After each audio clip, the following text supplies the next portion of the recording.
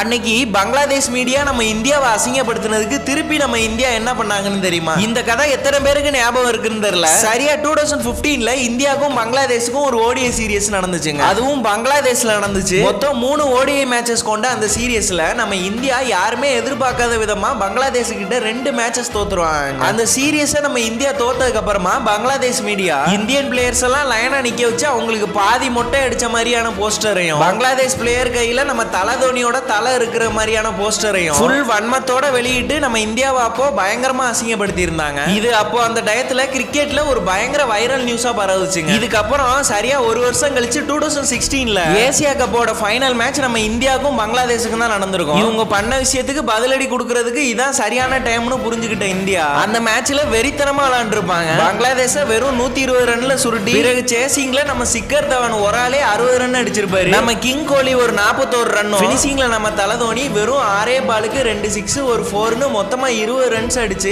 அவரோட ஸ்டைல்ல அன்னைக்கு கெத்தா மேட்சை முடிச்சிருப்பாரு. இதுக்கு முன்னாடி குதியாட்டம் போட்ட பங்களாதேஷ் மீடியாக்கு சைலண்டான வெற்றியோட கெத்தான ரிவெஞ்ச் எடுத்திருப்பாங்க அன்னைக்கு அந்த மேட்ச்ல நம்ம இந்தியா டீம்.